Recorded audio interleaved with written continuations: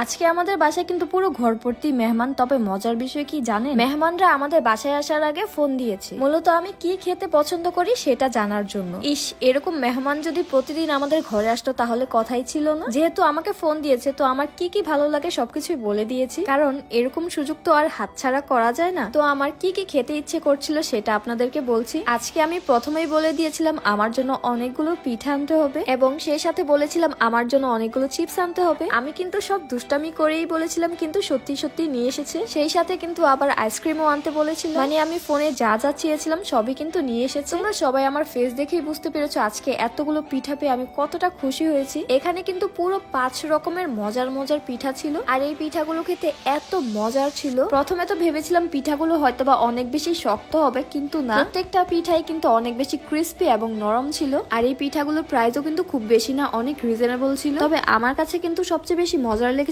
এই ঝিনুক পিঠাটা। এটা এক কথায় অসাধারণ ছিল। এরপর আমি ট্রাই করি এই পাতা পিঠাটা। এটা আমি লাইফে ফার্স্ট টাইম খেয়েছি, কিন্তু এত মজার। পরবর্তীতে মেহমানদেরকে জিজ্ঞেস করলাম এই পিঠাগুলো আসলে কোথা থেকে নিয়ে এসেছে, কারণ এত মজার। ওনারা বললো এই পিঠাগুলো পিঠা পার্ক বাই তানজিলা এই পেজ থেকে নিয়ে এসেছে। এই পিঠাগুলো আমার কাছে মনে হচ্ছে 2 দিনের মধ্যেই হয়তোবা শেষ হয়ে যাবে, কারণ এত বেশি মজার ছিল। চাইলে তোমরাও কিন্তু এই মজার মজার পিঠাগুলো ট্রাই করতে পারো। আর এখানে কিন্তু ঝিনুক পিঠা, পাতা পিঠা, নকশি পিঠা ও খাজা পিঠা একসাথে টোটাল 4 বক্সের দাম পড়বে মাত্র 650 টাকা। সাথে ডেলিভারি চার্জটা আলাদা দিতে হবে। তো এই ক্ষেত্রে কিন্তু তোমরা অনেক কম প্রাইসে এই পিঠাগুলো পেয়ে যাবে। আমি মনে করি কম্বোতে এইভাবে 4 বক্স অর্ডার করলে তোমাদের জন্য সবচেয়ে বেশি লাভজনক হবে। তো যাই হোক, পিঠাগুলো এতই মজা ছিল, আমরা সবাই মিলে এক নিমিষে খুব দ্রুত পিঠাগুলো শেষ করে ফেলি। এরপর চলে যাই মেহমানদের জন্য মজার মজার রান্না বান্না করতে। আজকে কিন্তু মেহমানদের জন্য খুবই স্পেশাল এবং মজাদার একটা রেসিপি বানাবো। যেহেতু মেহমানরা আসার সময় আমাদের জন্য এত কিছু নিয়ে এসেছে, তো সেই হিসেবে আমারও তো কিছু দায়িত্ব হয় তাদের জন্য মজার মজার কিছু রান্না বান্না করা। আমাদের বাসায় যেহেতু ডিম, মাংস, মরিচ এগুলোই ছিল, তাই ভাবলাম যা বানাবো এগুলো দিয়ে বানাবো। আর এদিকে আমার হাজবেন্ড আমার কাজে হেল্প করার জন্য কিচেনে আসে। ফাহিম কিন্তু অনেক মজা করে চা বানাতে পারে, তাই আজকে কিন্তু সবার আগে ফাহিম চা বানিয়ে ফেলে। আর আজকের এই দুধ চাটা কিন্তু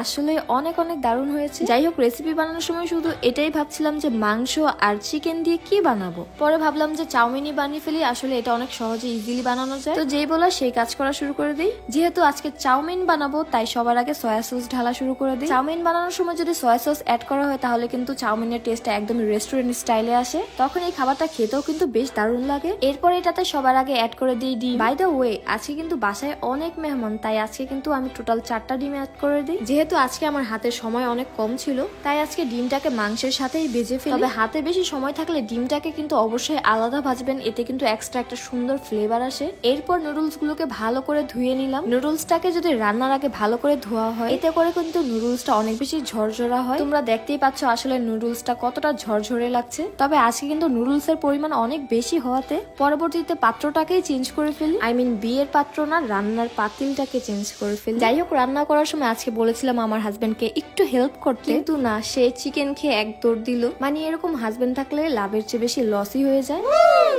তো যাই হোক, বলতে না বলতে আজকে এই মজার মজার চাউমিনটা কিন্তু একদমই রেডি হয়ে যায়। যদিও এটাকে চাউমিন বললে ভুল হবে, কারণ এটাকে একদমই নুডলস স্টাইলে রান্না করা হয়েছে। তবে সবশেষে এটাই বলবো, চাউমিন এবং নুডলস এর পার্থক্য আমি একদমই বুঝি না। তোমরা কেউ যদি চাউমিন এবং নুডলস এর পার্থক্য জেনে থাকো তাহলে অবশ্যই কমেন্ট করে জানাবে। আজ এ পর্যন্তই। সবাই ভালো থাকবেন, সুস্থ থাকবেন, আর আমার জন্য বেশি বেশি দোয়া করবেন। আল্লাহ হাফেজ।